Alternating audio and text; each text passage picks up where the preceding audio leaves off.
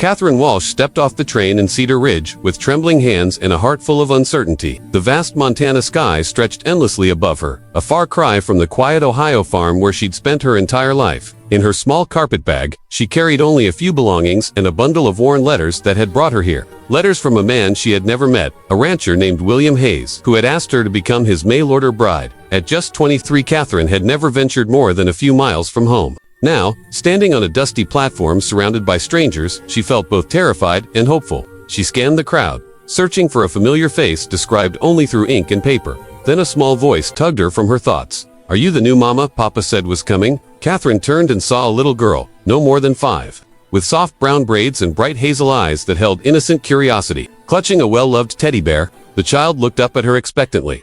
"I'm Catherine Walsh," she said gently, bending to the child's level. "I'm looking for Mr. William Hayes. Do you know where I can find him?" The girl's face lit up. "You're going to be my new mama," she announced proudly. "I'm Rose Hayes. Papa's coming right now." Before Catherine could respond, a tall man approached, dark-haired, broad-shouldered, and with the steady stride of someone who knew the rhythm of hard work and open land. He removed his hat with quiet respect. "Miss Walsh," he greeted, his deep voice carrying warmth. "I'm William Hayes. I see you've already met my daughter." Catherine noticed the way his eyes softened when he looked at Rose, the kind of gaze that only a loving father could give. It eased some of her fear.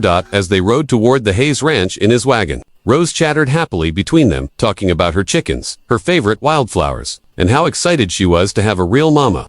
Through her laughter, Catherine learned that William had lost his wife, Sarah, 2 years earlier. He spoke of her with quiet reverence, not sorrow, but respect. It became clear to Catherine that William's decision to remarry came not from loneliness, but from love for his daughter and the desire to rebuild their family. When they arrived at the ranch, Catherine noticed small touches around the home, fresh curtains, polished wood, and flowers on the table. It was clear William had worked to make the place feel welcoming for her. That night, as Catherine unpacked in the small guest room she'd stay in until their wedding, Rose appeared in the doorway holding her teddy bear. Her little voice trembled with a question far bigger than her years. "Miss Catherine, will you be my mama for real? Not just because you're marrying Papa, but because you want to love me." Catherine's heart melted. She knelt and gathered the child in her arms. "Oh, sweetheart," she whispered, her voice thick with emotion. "That's exactly what I want, more than anything." In that moment, her fear of the unknown began to fade. She realized that love didn't always begin with passion. Sometimes it began with a choice.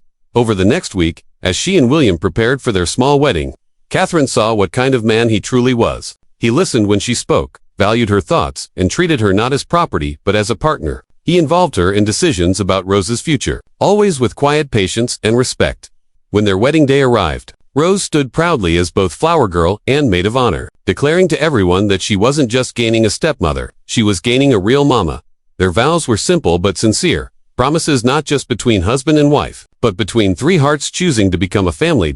In the months that followed, love blossomed slowly but surely. Rose's affection and William's kindness gave Catherine the courage to grow into her new role with confidence. And one quiet evening, as they sat on the porch watching Rose chase butterflies, Catherine whispered, "I was so afraid I wouldn't be enough."